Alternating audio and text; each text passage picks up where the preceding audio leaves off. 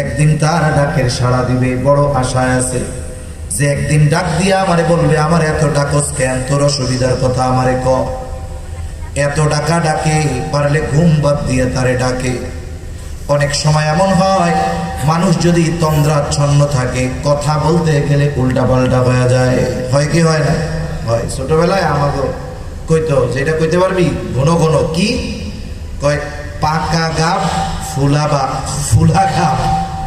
তা কইতে গেলে কি হয়, পাকা বাপ ফুলা বাপ হয়ে যায়, মানে জবানের জড়তার কারণে। এখন অনেক সময় মানুষ যখন তন্দ্রাচ্ছন্ন হয়, ক্লান্ত থাকে, দেখা যায় কথা বলতে চায় আর একটা, মুখ দিয়া বাইর হয় আর একটা। ও তো ডাকতে ডাকতে ক্লান্ত, সালাম সালাম সালাম। একদিন ডাকতে ডাকতে এত ক্লান্ত হয়ে গেছে, সালাম আর মুখ দিয়া বাইর হয় নাই, সমাদ মুখ দিয়া বের হয়ে গেছে। সমাদ মুখ দিয়া বের হয়ে গেছে। বলেন তো সমাদ কার নাম? আল্লাহর নাম। আল্লাহর পক্ষ থেকে জবাব চলে আসছে। যে কথা বোঝানোর জন্য বলতেছি, যে একনিষ্ঠতা আর দৃঢ়তার সাথে যদি কোনো পাপী মুশরিক আল্লাহকে ডাকে, আল্লাহ তার ডাকেও সাড়া দেয়। এজন্য দৃঢ়তা, ইস্তেকামাত, একনিষ্ঠতা এগুলোর অনেক দাম। হযরত জুনাইদ বাগদাদী রাহমাতুল্লাহি আলাইহি একদিন তার শাগিরদের নিয়ে এক জায়গায় যাচ্ছেন। যাওয়ার সময় তিনি দেখতে পাইলেন একটা লোকরে শুলিতে চড়ানো হচ্ছে। লোকটার দুই হাত নাই, দুই পা নাই, লোকটারে শুলিতে চড়ানো হচ্ছে।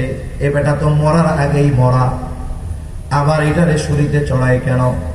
কাছে গিয়ে জানতে পারলো লোকটা ডাকাতি করতো, মানুষের সম্পদ জোর করে অন্যায়ভাবে মানুষের কাছ থেকে কেড়ে নিত, বিশৃঙ্খলা সৃষ্টি করত, মানুষের জনমনে তার কারণে ভয় আতঙ্ক কাজ করত। ডাকাতি করে ধরা পড়েছে। প্রথমবার তার শাস্তি হিসাবে ডান হাত বাম পা কেটে দেওয়া হয়েছে। কিন্তু লোকটা তার ডাকাতি বন্ধ করে নাই, এই আমলের উপরে সে ইস্তেকামাতের সাথে আছে। আবার কিছুদিন পর ধরা পড়ছে, এইবার বাম হাত ডান পা কেটে দেওয়া হয়েছে। এইবার দুই হাতও নাই, পাও নাই। এই অবস্থায়ও ওই আল্লাহর বান্দা ডাকাতি ছাড়ে নাই, ডাকাতি চালায়া যায়। এইবার সর্বশেষ আবার ডাকাতি করে ধরা পড়ছে।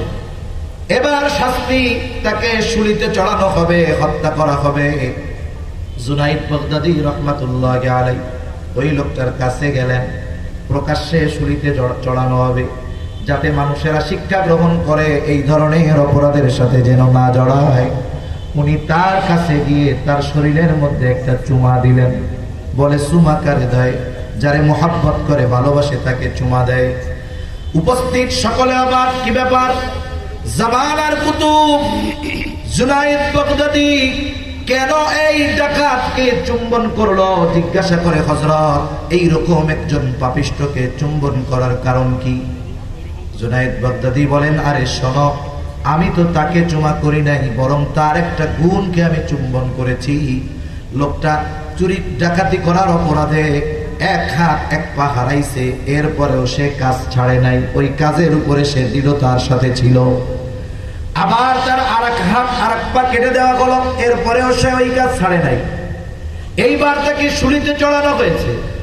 এরপরেও দেখো, হাত পা হারানোর পরেও সে জানে এরপরে ধরা পড়লে আমার মৃত্যুদণ্ড হবে।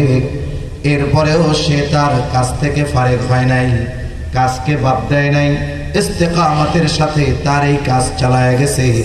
আমি তার ডাকাতি, আমি তার পাপ, আমি তার অন্যায়কে চুম্বন করি নাই, বরং ওই যে দৃঢ়তা, ইস্তেকামত, এটাকে আমি চুম্বন করেছি। একজন মানুষ যদি পাপাচারে লিপ্ত অবস্থায় ইস্তেকামতের সাথে থাকার কারণে সে জানের পরোয়া না করে, তাহলে দ্বীনের ব্যাপারে আমাদের সর্বোচ্চ দৃঢ়তার সাথে থাকা দরকার। কারণ ইমানদার যখন যে কোনো বিষয়ে দৃঢ়তার সাথে থাকে, তার সামনের বাধা যত কঠিন হোক, ওই বাধা উত্তরণের তৌফিক তাকে যিনি দেন, তিনি কে? আরো জোরে বলেন, কে দেন? আল্লাহ তাআলা তাকে ওই ক্ষমতাটা দেন। তাহলে আল্লাহ তাআলার কাছে দোয়া কবুলের অন্যতম বিষয় হলো একনিষ্ঠতার সাথে, ইখলাসের সাথে দোয়া করা। এবং ইস্তেকামতের সাথে থাকা, কারণ ইস্তেকামত বড় একটা পাওয়ার, বড় একটা শক্তি। এখন বলেন, জুনায়েদ বাগদাদির ঘটনায় আমি কোন জায়গা থেকে গেছি? কে বলতে পারবেন কোন জায়গা থেকে গেছি? ইস্তেকামতের উপরে থাকা, এটা কোন জায়গা থেকে জেনে গেলাম? আমি সকালে ঘুম কম হয়েছে তো আমার জেহেন কাজ করতেছে খুব স্লো, জেহেনে শব্দ আসতেছে পরে। হ্যাঁ, সমা রাইট, খালি আয়োজন করছে তা না, কেউ কইতে পারেন। উনি মনে করেন খাঁটি আয়োজক। আল্লাহ কবুল করুক, আল্লাহ তাআলা ভাইয়ের মাদ্রাসা কবুল করুক। কতজন পাগড়ি পাবে? 11 জন। হিফজের নতুন সবক নিবে 11 জন। কোরআনের ডাকের সাড়া দিয়েছেন যিনি, তিনি কে? আল্লাহ তাআলার কাছে ডাকলে আল্লাহ মাফ করে দেয়। প্রসিদ্ধ ঘটনা হাদিসের মধ্যে আসছে, মুসা আলাইহিস সালামের জামানা বৃষ্টি হয় না। মূল কথাগুলো শুধু বলার উদ্দেশ্য, বৃষ্টি হয় না, সালাতুল ইস্তিসকা আদায় করবে, বৃষ্টি প্রার্থনার নামাজ আদায় করা হবে। আমাদের দেশেও সালাতুল ইস্তিসকা আদায় করা হয়। গত বছর আমরা দেখেছি বাংলাদেশের প্রায় সকল জায়গায় কম বেশি বৃষ্টির নামাজ পড়া হয়েছে, কি হয় নাই? অনেকে চিন্তা করছে যে কি ব্যাপার, এত নামাজ পড়লো বৃষ্টি হয় না কেন?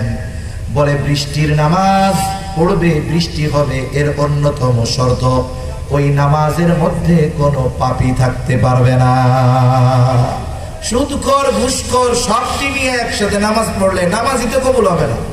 তা ওই নামাজ কি বৃষ্টি নামাইতে পারবো? পারবে না। অথচ আমরা অতীতে অনেক বুজুর্গদের কথা শুনেছি, শত শত বছর আগের না, 30, 40, 50 বছর আগেও বুজুর্গরা ছিলেন। গবাদি পশু, ছাগল যা নিয়ে যায় সব নিয়ে ফাঁকা মাঠে গেছে, কোথাও মেঘ নাই, প্রখর রোদ। নেককার মানুষগুলো সাথে গেছে, বৃষ্টির নামাজ পড়ছে, দোয়া শুরু করছে, দোয়া শেষ হওয়ার আগে বৃষ্টি শুরু হয়ে গেছে। মুসা আলাইহিস সালাম সবাইকে নিয়ে খোলা ময়দানে গেছে বৃষ্টি প্রার্থনার নামাজ আদায় করার জন্য। আমাদের দোয়া কবুল হলো কি হলো না, আর হলে এই দোয়ার ফলাফল নগদে না বাকিতে, এটা আমরা জানি না। কিন্তু পয়গম্বর আলাইহিস সালামের কানেকশন সরাসরি আল্লাহ তাআলার সাথে, এই জন্য দোয়া কবুল এবং দোয়ার অবস্থাটা তারা সরাসরি জানতে পারে।